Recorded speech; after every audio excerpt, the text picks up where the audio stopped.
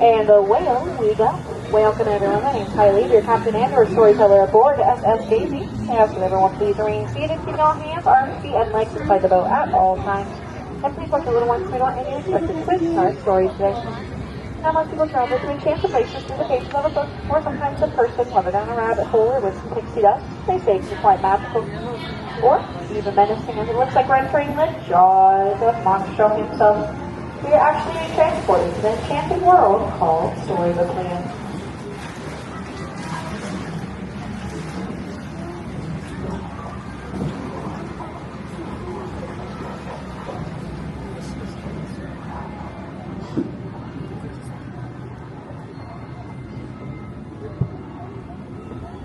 Like all good stories, ours began with once upon a time with the three little pigs and the big bad wolf. If you look towards the center of the canal, you can see the three little pigs' houses. One made of straw, one made of stick, and one made of guaranteed wolf-proof bricks.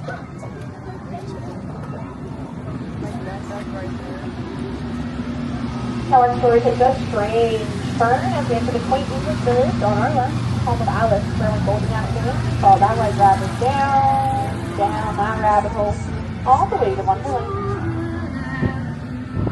Now if Alice is in your cup of tea, we have London Park on our right, where Peter Pan and the Darling children first flew over on their trip to Neverland, where they wished that they would never, ever have to grow up.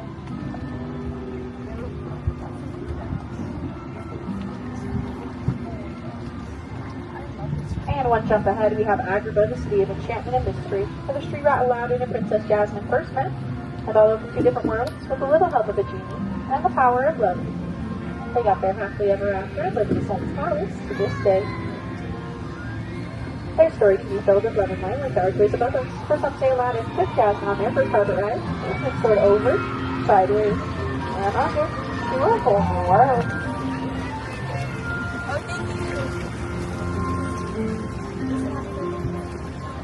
Now sometimes our stories take a dark and mysterious turn, like the Cave of Wonders, the original home of the genie and the lamp. Legend has it whoever sets the genie free gets 3 wishes. But luckily for us, he left some extra magic in there, so let's head inside, make a wish, and see if it comes true.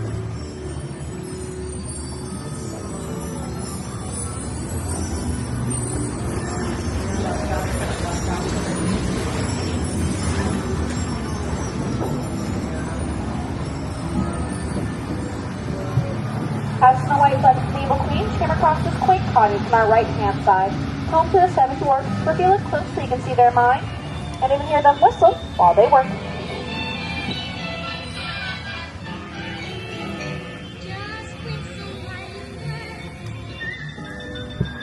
And even though her evil stepmother forbade it, Cinderella did make it to the ball that night, thanks to her fairy godmother who helped grant that wish. Although there were a few bumps in the road, including her carriage turning back to a pumpkin, which you can still see up on the bridge there today. Cinderella eventually got her happily ever after with her prince in the castle atop the hill.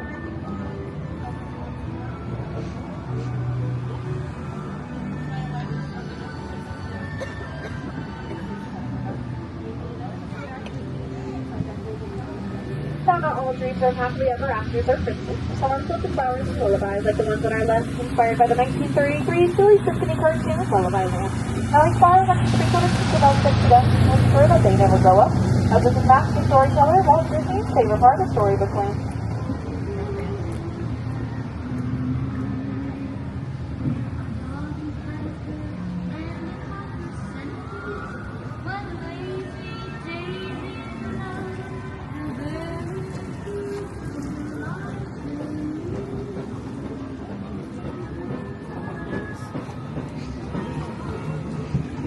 Now we have more of our wild characters like Toad Roll-Up on our left, which is home to J. Thaddeus Toad.